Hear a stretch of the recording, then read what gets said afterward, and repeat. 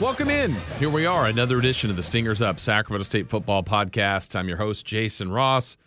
We're dwindling down to the last couple of games of the season. The Sacramento State Hornets had another heartbreaker last week. We will, unfortunately, recap that painful loss in Pocatello to the Bengals last week. We also will look ahead to Saturday's home game, where Sacramento State will take on Portland State against the Vikings. We'll preview that a bit. We also have some good Hornet news coming up before the end of this podcast. We gotta hit you with that as well. And our senior conversation this week with kicker Zach Schreiner. That's all coming up between now and the end of the podcast. But we hope Hornet fans still get out there this weekend to either watch the game, listen to the game, or attend the game, as Sacramento State will take on Portland State. Only 2 home games remaining, as the Causeway is the last one. After that, 2 road games in between, with games coming up at Montana State and Cal Poly. But with all that said, let's jump into it. We can't hide from it much longer. We got to talk about last week's game. Just a brutal loss. I've done this a long time for Sacramento State football,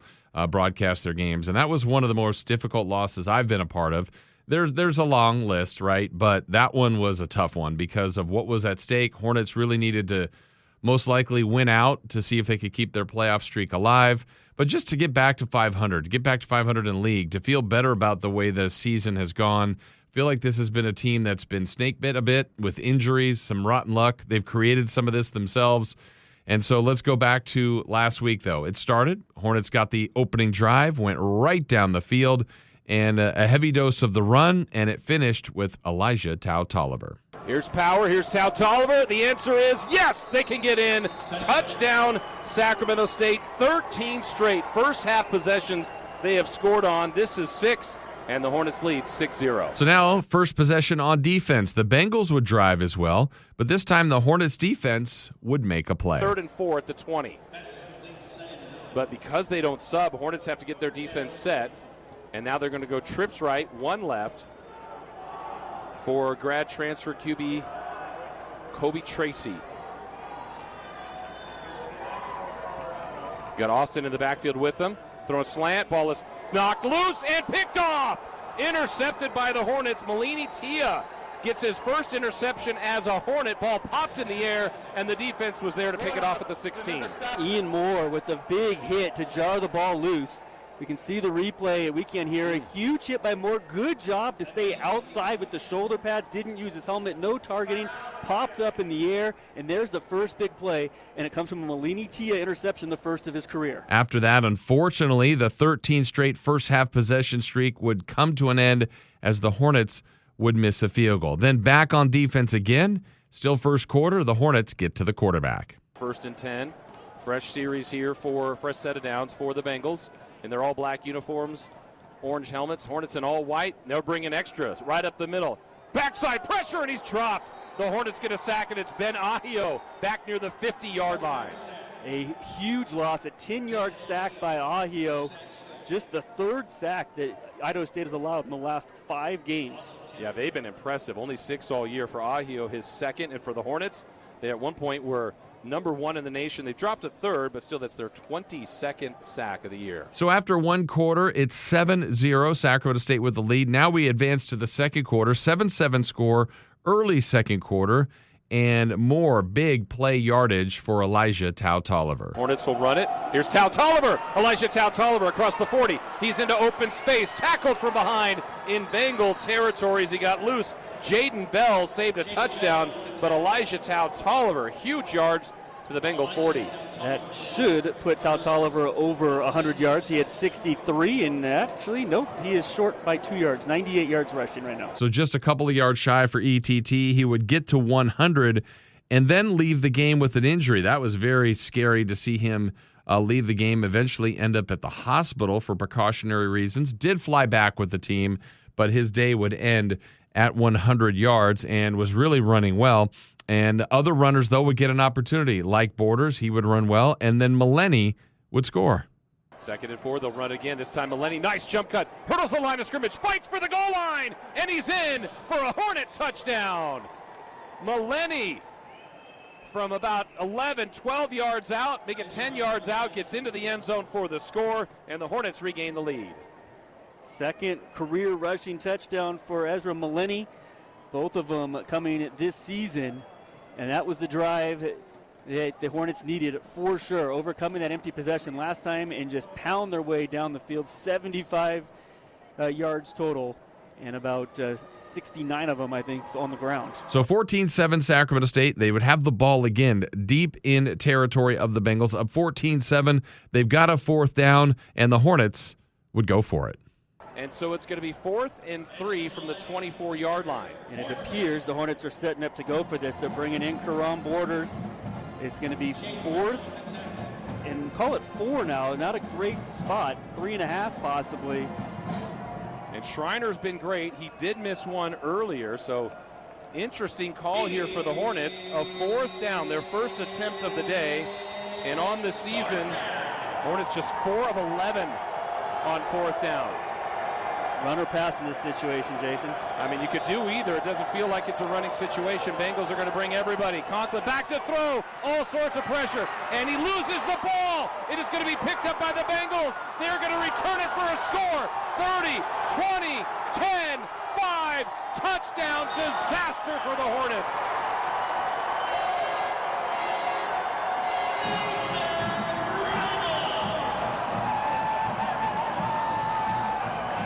Well, we asked run or pass. The answer was neither. Carson Conklin, and we've seen it throughout this year, when pressure comes, his first instinct is to go backwards.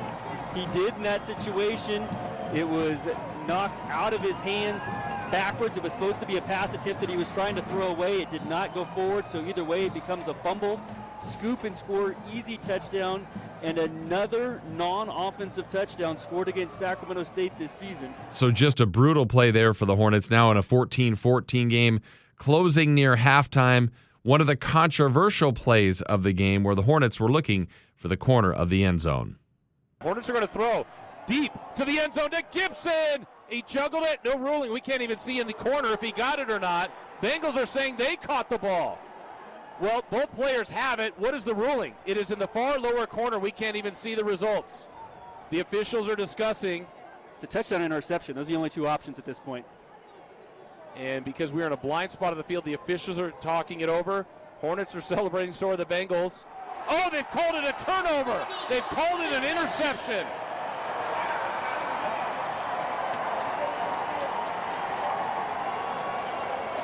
I believe it's going to go officially to Richards. Now, all turnovers are worth a review. And I got to tell you, there's one small corner of the field we can't even see, and it just disappeared into the end zone. And I could see the members of the band down there celebrating for the Bengals, so you knew someone got their hand on the football, but they're calling it a pick in the end zone. And they will review it. Well, what he said the worst thing they could do is give the ball back to Idaho State without scoring points. They go to the air on 2nd and 7. They had Gibson. The ball was underthrown. Gibson went up with the defender facing him. It looked like Gibson, I thought, pulled it down on the defender's back. But then, we just said, went into the blind spot of the end zone. We couldn't see what happens. And they haven't shown a replay on the monitor yet. Now, Danny, I mean, we're far away. I don't know what view you have. You were opposite side of the end zone. Any thoughts? The last view I had was that Gibson had it on the guy and then lost it after that. And I don't know how they could go that route so quickly and give him the turnover. Here it comes. Such a tough play for us to see. Couldn't even see. It was a blind end zone there, but a critical call goes against the Hornets. So now momentum has shifted, and just 3 plays later, the Bengals would take their first lead. Snap comes in. Tia on the blitz. Deep ball, far sideline. Hornets on coverage. It's caught. Fredrickson, touchdown. 42-yard score, and the Bengals have their first lead of the game with 56 seconds left before the half. Now, after those 2 gut punches, good for the Hornets, though. They would respond in the closing seconds, an excellent drive, quickly downfield, right before the half. They would tie it. At the 18-yard line, Conklin to throw. Steps up in the pocket, looks to the end zone.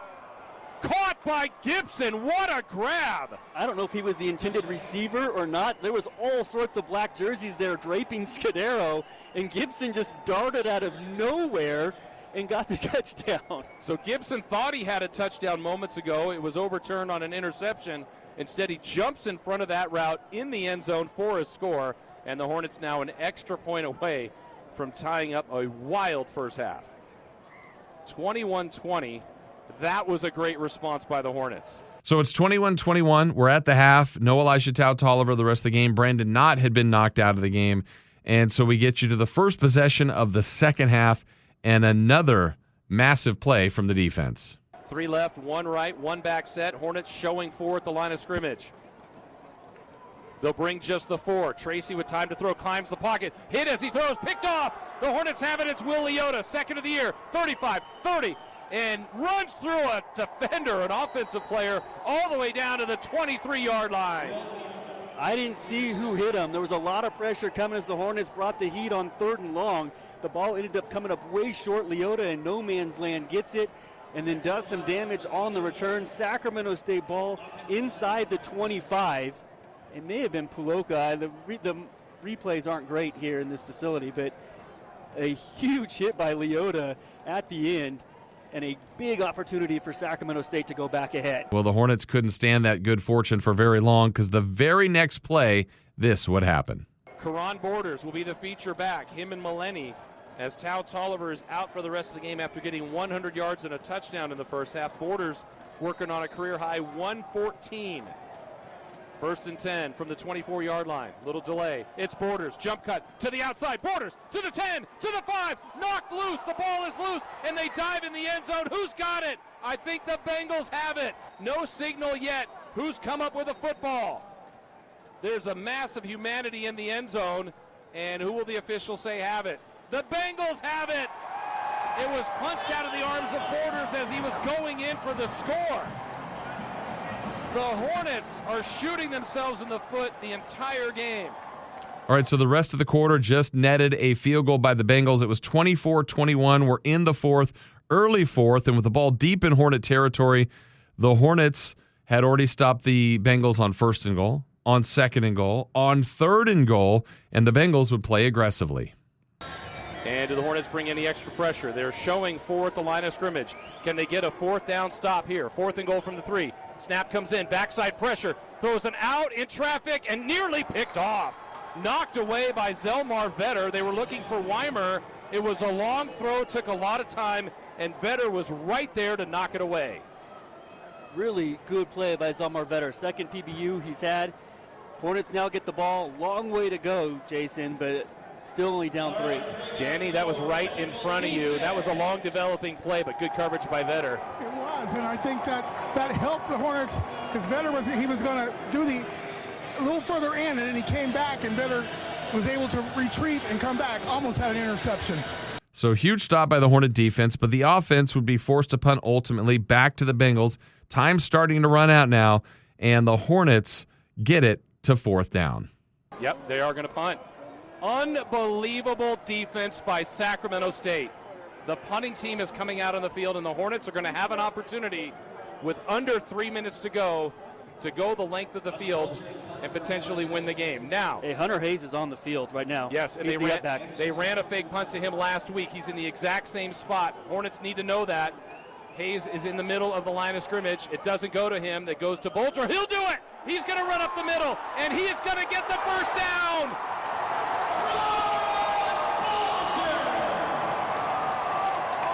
So by putting Hayes in there, the Hornets watched him. They snapped it to the punter, and he runs it for a first down.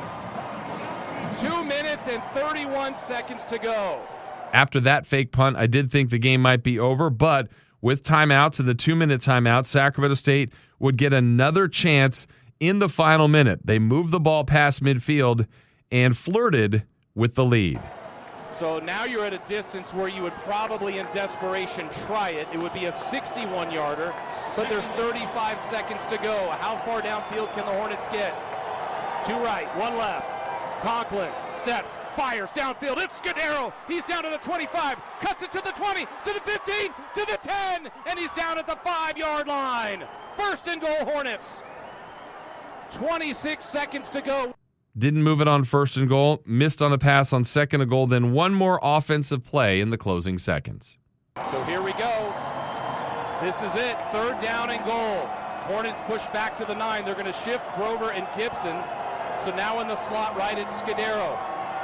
Grover to his outside right. They're looking left to Gibson. It's a fade to Gibson. Comes back and he missed it. It was a back shoulder throw. Gibson wanted contact. Nothing there. He threw it really with some zip. And so now the Hornets are going to try a field goal for the tie. So the Hornets were forced to kick, but they had to make the field goal to force overtime. All the elements important here. The snap, the hold, and the kick. It's between the hash marks. Distance won't be an issue. 27-yarder for Schreiner and the tie with 14 seconds to go. Snap comes in, ball placed down, the kick on the way, and the kick is good. Clutch for Zach Schreiner. And that leaves 11 seconds left in regulation. The Hornets went to double overtime a week ago. Now they're hoping they're going to be in overtime again. In overtime, the Hornets would settle for 3, give the ball in their offensive sequence to the Bengals, and after a controversial penalty against the Hornets, the very next play, the Bengals would walk it off. First and goal at the 10. They can't get a first down. The game will be decided on this series of downs. That would have been 3rd and 10 had they not had ruled incomplete. Throw, corner, fade, caught, touchdown, game over.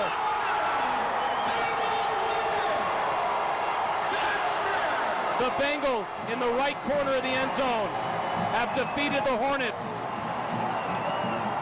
A back shoulder throw, complete to Weimer, and the Hornets have their hearts ripped out.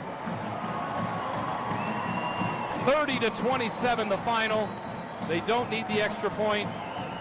And an absolutely critical, and I do mean critical call the play before, created that first and goal. Great throw from Tracy. And caught by Weimer. And the Bengals are going to win it 30-27. So a damaging loss for Sacramento State. Now it's about how they regroup this week. We'll talk more about that coming up, but do want to get our senior conversation this week with a guy who is, as you heard in some of the highlights, either hit clutch field goals this past week, the week before against Weber State, has really had a great senior season and a phenomenal junior season. Here's my conversation with senior kicker Zach Schreiner. All right, here with senior kicker Zach Schreiner as the game, Zach, unfortunately starting to wind down on your career, but I kind of want to get it started with how you ended up as a Hornet. Obviously played for a former Hornet at AR and John Osterhout, but how did you end up coming here? Yeah, so just after high school, went to American River for 2 seasons, like you said, for Coach O. He was great. He's the reason I'm actually here now, just with his networking and his connections. So, him reaching out to Coach LePan and kind of telling him to check out my film and whatnot, I think I really owe that to Coach O. But, just having a couple good seasons at American River gave me the opportunity to keep going here at Sac State. So, when did you know you maybe could be a college kicker and that you wanted to do this? Kind of take us through your sports background growing up. Yeah, so growing up, I was a soccer and baseball player, and then freshman year of high school, I had a lot of buddies that were on the football team, and they didn't have a kicker at the time, so they were just encouraging me to give it a shot. So I was just going out for summer workouts and just kicking on my own. I picked up my own football and tee and just go to the park with my dad. Honestly, didn't really know what I was doing too much, but just messing around. And just was having fun with it, Ended up being the only kicker out there my freshman year, but really enjoyed the dynamic, the team, the coaches, and just had fun with the sport too. And then just kept progressing and had a couple kicking coaches that really helped develop me. But, just my senior year I feel like is when I really had my best year in high school. But, that was just something I wasn't ready to give up. Whereas soccer and baseball kind of faded off. Football really became my passion at that point. So that's just when I knew I really wanted to keep pursuing it. Yeah. So obviously you had the instincts from soccer, but you start to progress and become probably pretty prolific as a kicker. You mentioned other kicking coaches. Whether it was the piece of advice or kind of the breakthrough technique that you're like, okay, yeah, I think I kind of got this down instead of just being just a raw kicking athlete kind of like thing? Yeah. With soccer, I was always more of like the finesse kind of guy, beat you with footwork, have like the accurate shot rather than like the strength and power that's just going to bulldoze you. So I think that actually worked out to my advantage. I I feel like technique came easy to me, and one of the big things that is hard to teach that I found came kind of natural was the mental aspect of it. I mean, I'm sure you hear it all the time, but kicking is probably equally as mental as it is physical ability. In soccer, I was always the one that wanted to take the free kick, the penalty kick. I like those high-pressure moments, and knowing that I'm able to kind of be the guy that takes on those moments and deliver for my team. And I think that helped tremendously with how I was able to become, get to where I am now, just being able to handle that mentally and enjoy that. So. Yeah, because by nature, I mean, you're going to miss. There are misses. Not everybody makes every kick. So how do you do that? How do you put that aside and go, I'm going to make the next one, the next 10, whatever it might be? Yeah, it's definitely become easier over the years, but it's just a routine thing. I have my exact steps. I have my routine that I do every single time. The steps, my breathing, where I look, shoulder shrugs, literally everything is the exact same every single time. Do you visualize it too beforehand? I do, yeah. When I'm taking my steps back, I picture an imaginary football splitting those uprights, and it's just part of my process. You got to have, positive imagery going into it, and, just doing the same thing, replicating that every time is what makes it so easy. And then it's not just you. Snap becomes important. Hold becomes important. In that routine, in the steps, do you see the ball the same way every time? Do you see where those laces go? Does Cal always get them? I mean, there's a lot moving in this quick amount of time. Does it all kind of go the same way in your head every time? Or in reality every time? Yeah, like you said, I can't do my job without them. So obviously starts with the snap. I need my line to block. And then Cal, he's the one that grabs the ball, sets it down, and makes sure that it's to perfection each and every time. And I think this year everybody's really stepped up. They've done a phenomenal job. Haven't felt much pressure at all, so that's props to my line. Campos, he's done great, giving me laces, majority of the time. And then Cal, whenever there is that, laces back or whatnot, he's the last line of defense to get that ball out. And he's done great. This is his first year holding, and so we worked countless snaps, and we continue to do so. And he's really stepped up, and he's doing an awesome job. So, each time I do see that ball and kind of what I'm dealing with at that time, because I'm staring at that spot, and then when the ball comes in, then my eyes go to the ball. So I do see kind of what's going on, but, my plant foot and my swing should be the same regardless of, where those laces are facing. So I just trust them, and like I said, they've been great all year. So. If it came to it, if Coach Thompson or Coach LePan said, hey, it's the end of half, end of a game, do we try it? What's the number where you go, Coach, I feel comfortable, like even if it's a stretch, let's try the field goal? We kind of play around with that each and every game because you're going to have weather conditions. Here at Sac State, we're fortunate enough to get wind a lot of the time. So that always plays a factor. Sometimes going one way, it might be longer than the other because of headwind and whatnot.